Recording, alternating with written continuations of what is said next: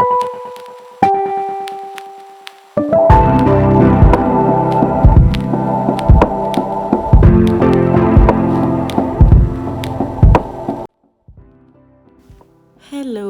ഇന്നൊരു നൈറ്റ് റൂട്ടീനാണ് കാണിക്കുന്നത്. റൂട്ടീനൊന്നും പറയാൻ പറ്റില്ല, കാരണം ഞാൻ എന്നും ഇങ്ങനെയൊന്നല്ല. ഒരു നൈറ്റ് വ്ളോഗാണ്. ഇന്നിപ്പോൾ വീഡിയോ എടുക്കുന്നതും കൊണ്ട് കുറച്ചുകൂടി പ്രൊഡക്റ്റീവായി ഇരിക്കുന്നതാണ്. എവിടെയെങ്കിലും പോയി വന്നാൽ എല്ലാം കൂടി ഈ ടേബിൾ മേൽ കൊണ്ടുവന്ന് വെക്കുന്നതിൻ്റെ ഒരു ശീലമാണ്. അപ്പം അതൊക്കെ അവിടെ നിന്നൊന്ന് ക്ലിയർ ചെയ്ത് വെക്കുന്നുണ്ട്. പുറത്ത് പോയി വന്നപ്പോൾ വെച്ചിട്ട് കീയും വാച്ചും ബുക്സും ഒക്കെ എടുത്ത് വെക്കുന്നുണ്ട്. ഇനിയിപ്പോൾ അതാ മാക്സിന്നും അതേപോലെ ഫ്ലിപ്കാർട്ടിൽ നിന്നും 2 പാഴ്സൽ വന്നിട്ടുണ്ടായിരുന്നു. അപ്പോൾ അത് അൺബോക്സ് ചെയ്യാണ്. മാക്സിന്ന് കുറച്ച് ഇന്നോവേഴ്സും അതുപോലെ 2 ചെരുപ്പുമായിരുന്നു വാങ്ങിയത്. ഒന്ന് ഹസ്ബൻഡിനും ഒന്ന് എനിക്കും.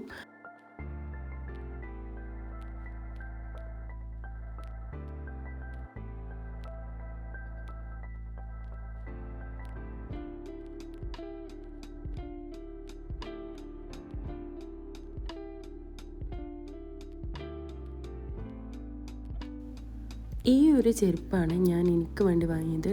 ഇത് ഞാൻ വീട്ടിൽ നിന്ന് യൂസ് ചെയ്യാൻ വേണ്ടിയിട്ട് വാങ്ങിയിട്ടുള്ളതാണ്. ഇനി ഫ്ലിപ്കാർട്ടിൽ നിന്ന് വന്നിട്ടുള്ള ഇത് അൺബോക്സ് ചെയ്യാം. അത് വന്നിട്ട് സ്പൈറൽ ബുക്കാണ്. എനിക്കിപ്പോൾ കുറച്ച് സ്പൈറൽ ബുക്സിനോടൊരു ഒബ്സഷൻ വന്നിട്ടുണ്ട്. ഞാൻ വാങ്ങുന്ന മിക്ക ബുക്സും സ്പൈറൽസാണ്. അതേപോലെ ഇത് ഡോട്ടഡ് വരുന്ന ബുക്കാണ്. അത്യാവശ്യം നല്ല ക്വാളിറ്റി ഉള്ള ബുക്കാണ്. ഈ 2 ബുക്സിനോട് 200 രൂപ അങ്ങനെ എന്തോ ആണായത്.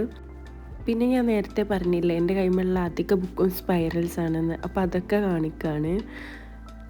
ഇപ്പോൾ എടുക്കുന്നത് ഒരു പ്ലാനറാണ്, പക്ഷെ അതും സ്പൈറൽ ആയതുകൊണ്ടാണ് ഞാൻ വാങ്ങിയിട്ടുണ്ടായിരുന്നത്. അപ്പോൾ ഇനി അതൊക്കെ എടുത്ത് വെച്ച് ടേബിളൊന്ന് ക്ലീൻ ആക്കുന്നുണ്ട്.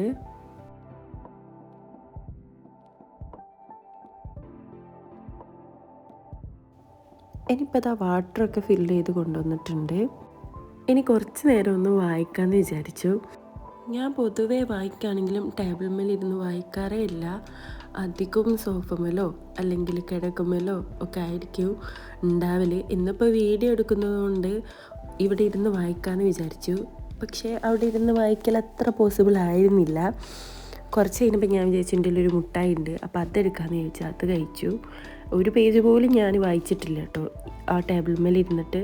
പിന്നെ ഞാൻ നേരെ സോഫമേൽ പോയിരുന്ന് അവിടെ നിന്ന് തന്നെയാണ് വായിച്ചത്. അപ്പോഴേ ഒരു കംഫർട്ട് കിട്ടുന്നുള്ളൂ. ഈ ടേബിൾ മേലിരുന്ന് ഞാൻ ഈ ബുക്ക് വായിക്കുന്നത് എന്തോ അങ്ങനെ വായിക്കാത്തത് കൊണ്ടായിരിക്കും ഒരു സുഖം കിട്ടുന്നില്ല. അപ്പോൾ ഞാൻ പിന്നെ സോഫമ്മ തന്നെ പോയിരുന്ന് വായിച്ചു. ടേബിൾ മേലിരുന്നിട്ട് കാര്യമായിട്ട് വായന നടക്കുന്നില്ല. ബാക്കി മുട്ടായി തിന്നലും വെള്ളം കുടിക്കലും അങ്ങനത്തെ കാര്യങ്ങളൊക്കെ നടക്കുന്നത്.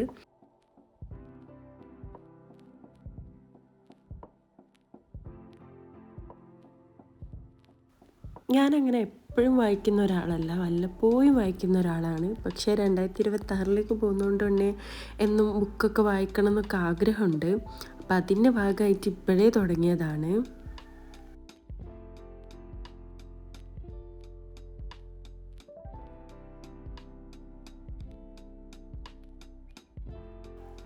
അങ്ങനെ അതാ റീഡിങ്ങും കാര്യങ്ങളും ഒക്കെ കഴിഞ്ഞിട്ടുണ്ട്. ഇനിയിപ്പം ഞാനിന്ന് ചെയ്യാൻ പോകുന്നത് മൂഡ് ട്രാക്കർ എഴുതുകയാണ്. അതായത് എനിക്ക് കുറച്ച് സ്ട്രെസ്സ്, ആൻസൈറ്റി അങ്ങനത്തെ കുറച്ച് പ്രോബ്ലം ഉണ്ടായതുകൊണ്ട് തന്നെ ഡെയിലി ഞാൻ കരയുക അങ്ങനെ പ്രശ്നങ്ങളായതുകൊണ്ട് എനിക്ക് തന്നെ അറിയണം എന്തൊക്കെ കാര്യങ്ങൾ കൊണ്ടാണ് അല്ലെങ്കിൽ എന്താണ് എൻ്റെ ഉള്ളിൽ നടക്കുന്നത് എന്ന്. അതുകൊണ്ട് തന്നെ ഞാനിപ്പോൾ ദാ ഓരോ ദിവസവും ഡിസംബർ 1 മുതൽ ഇത്രയും ദിവസമുള്ള എല്ലാ ദിവസവും ഇടാതെ തന്നെ ഞാൻ എൻ്റെ മനസ്സിലുള്ള കാര്യങ്ങൾ എന്തൊക്കെയാണ്, അതുപോലെ എനിക്ക് വേദനകൾ ചില ദിവസമൊക്കെ എനിക്ക് ഭയങ്കര ക്ഷീണം, തലവേദന, കണ്ണുവേദന അങ്ങനെ തോന്നാറുണ്ട്. അങ്ങനെ എന്തൊക്കെ അസുഖങ്ങളുണ്ട് അങ്ങനത്തെ കാര്യങ്ങളൊക്കെ ഇങ്ങനെ എഴുതി വെക്കുന്നുണ്ട്. അപ്പോൾ ഇങ്ങനെ എഴുതി വെക്കുമ്പോൾ എൻ്റെ ലൈഫിൽ എനിക്ക് തന്നെ കുറച്ച് ക്ലാരിറ്റി കിട്ടുന്നുണ്ട്.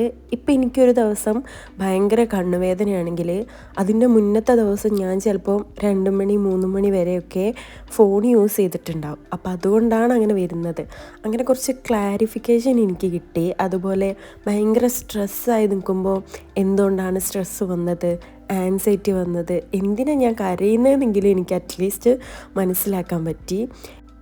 അങ്ങനെ ഒരു ദിവസത്തെ കാര്യങ്ങൾ എഴുതിയിട്ട് ആ ദിവസത്തിൽ പെർട്ടിക്കുലറായിട്ട് നടന്നിട്ടുള്ള കാര്യങ്ങളൊന്ന് ഹൈലൈറ്റ് ചെയ്ത് കൊടുക്കും.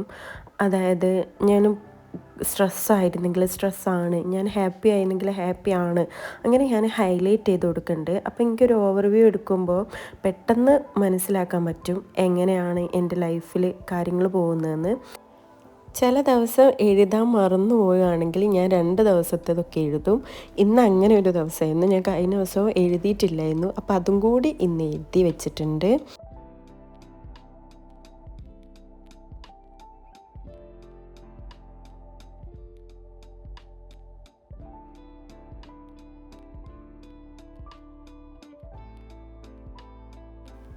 ഇനിയിപ്പം ജേർണലിങ് ചെയ്യാമെന്നാണ് വിചാരിക്കുന്നത്. ഇത് ഞാൻ മീഷോന്ന് വാങ്ങിയിട്ടുള്ള സെറ്റിൻ്റെ കൂടെ ഉണ്ടായിരുന്ന ഒരു ജേർണലാണ്. അതാണ് ഞാൻ പേഴ്സണൽ ജേർണലായിട്ട് യൂസ് ചെയ്യുന്നത്. അങ്ങനെ അതിൻ്റെ കാര്യങ്ങളൊക്കെ എടുത്ത് വെച്ച് സെറ്റാക്കിയിട്ടുണ്ട്. ഇനിയിപ്പം ജേർണലിങ് ചെയ്യാണ്.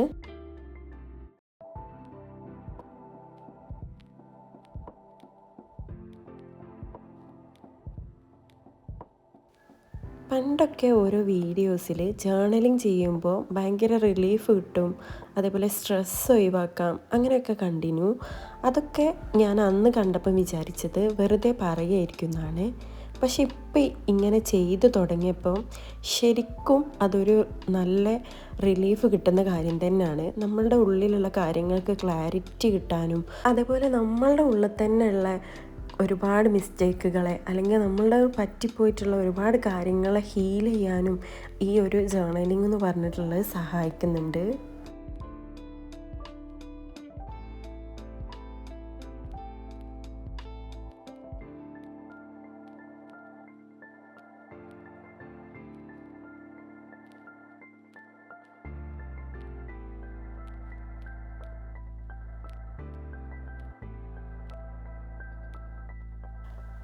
അങ്ങനെ അതാ ജേർണൽ കംപ്ലീറ്റ് ആയിട്ട് ചെയ്തിട്ടുണ്ട്.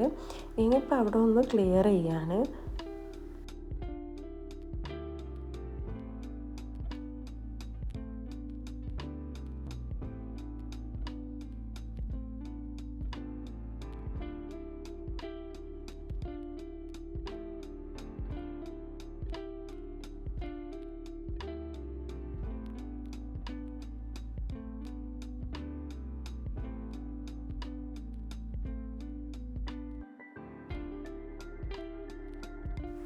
ഇപ്പം വാൾമേൽ കാണുന്ന ഈ ഒരു വിഷൻ ബോർഡ് ഞാൻ 2026 വേണ്ടി ചെയ്തിട്ടുള്ളായിരുന്നു. അത്യാവശ്യം നല്ല പോലെ പ്ലാനിങ്ങും കാര്യങ്ങളും ഒക്കെ ചെയ്തിട്ടുള്ള ബോർഡാണ്. അതിൻ്റെ വീഡിയോ ഞാൻ ഇട്ടിട്ടുണ്ടായിരുന്നു. ഇപ്പം എന്താ പ്രശ്നം എന്ന് വെച്ചാൽ, ഒന്നാമത് ഇതിൻ്റെ ഫോട്ടോസിന് ക്ലാരിറ്റി ഇല്ല. ഞാൻ ഇതിന് ശേഷം 2 ഫോട്ടോസ് എടുത്തിട്ടുണ്ടായിരുന്നു ഇങ്ങനെ കളർ പ്രിൻറ്റ്. അപ്പോൾ അത് നല്ല രസമുണ്ടായിരുന്നു. അതേപോലെ തന്നെ രണ്ടാമതായിട്ട് പറയുകയാണെങ്കിൽ, ഇത് ഞാൻ വാൾമേൽ സ്റ്റിക്ക് ചെയ്തുകൊണ്ട് വീട്ടിലാരെങ്കിലും വിരുന്നാരൊക്കെ വരുമ്പോൾ ഇത് കാണുമ്പോൾ എനിക്ക് ഭയങ്കര ഒരു എന്താ പറയുക, ഒരു കോൺഫിഡൻസ് ഇല്ലായ്മ തോന്നുക. അപ്പം ഞാൻ വിചാരിക്കുന്നത് ഇതിപ്പം ഒന്നും കൂടി ഒന്ന് പ്രിൻ്റ് ഔട്ട് എടുത്തിട്ട് നല്ലപോലെ ചെയ്യണമെന്ന് വിചാരിക്കുന്നുണ്ട്. അതുപോലെ തന്നെ ഇതൊരു ബോർഡ് മേലേക്ക് ആക്കണമെന്ന് വിചാരിക്കുന്നുണ്ട്. അപ്പോൾ അതിന് വേണ്ടിയിട്ട് കുറച്ച് പിക്ചേഴ്സും കാര്യങ്ങളൊക്കെ നോക്കുകയാണ്. അതുപോലെ തന്നെ ഫ്രൂട്ട്സും കഴിക്കുന്നുണ്ട്. ഡിന്നർ ഞാൻ കുറച്ച് നേരത്തെ ഇപ്പോൾ കഴിച്ച് തുടങ്ങിയിട്ടുണ്ട്.